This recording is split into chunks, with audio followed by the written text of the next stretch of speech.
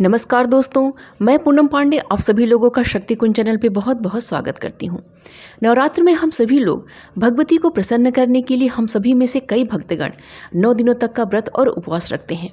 कुछ भक्तगण केवल नवरात्र के प्रथम दिन अर्थात प्रतिपदा तिथि को व्रत रखते हैं और अष्टमी तिथि को व्रत रखते हैं, और कुछ भक्तगण व्रत तो नहीं रखते परंतु बहुत ही श्रद्धापूर्वक 9 दिनों तक माँ का पूजन अर्चन करते हैं।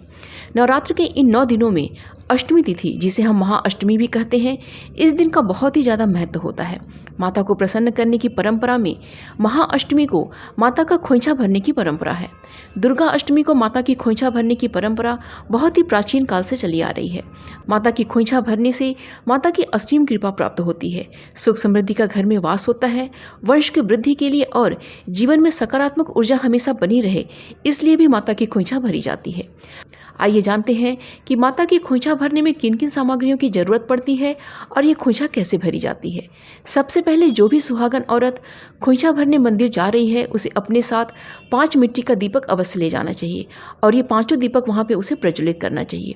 दीपक प्रज्वलित करने का कार्य वह खोइंछा भरने से पहले भी कर सकती है और खोइंछा भरने के बाद में भी कर सकती है।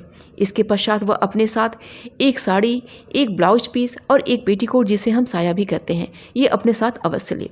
साड़ी और ब्लाउज पेटीकोट के स्थान पे आप छोटी चुनरी भी ले सकते हैं अगर आपने साड़ी की व्यवस्था नहीं कर रखी है तो। उसके पश्चात आप श्रृंगार की सामग्री लें। श्रृंगार की सामग्री में आप अपनी स्वेच्छा से जो सामग्री चढ़ाना चाहती हैं वो सामग्रियाँ लें, लेकिन जो शुभ की चीज़ें होती हैं उसे अवश्य लें, जैसे सिंदूर, चूड़ी, बिंदी, मेहंदी और महावर। ये चीज़ें बहुत ही शुभ की मानी जाती है, इसे अवश्य लें। इसके पश्चात 5 अंजलि चावल, 5 हल्दी की गांठ, 5 पान के पत्ते, 5 सुपारी, थोड़ी सी दूर्वा और कुछ द्रव्य अर्थात पैसे, जैसे 11 रुपया, 21 रुपया, 51 रुपया या 101 रुपया, या इससे ज़्यादा भी आप द्रव्य और दक्षिणा ले सकते हैं। साथ में कुछ बतासा और कुछ मिठाई भी अवश्य साथ में लें।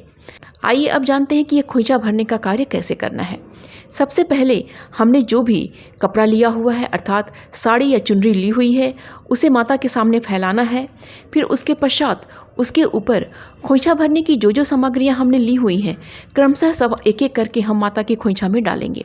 उसके पश्चात इन सारे सामग्रियों को एक पोटली बना के हम बांध देंगे और माता के चरणों में हम अर्पित कर देंगे।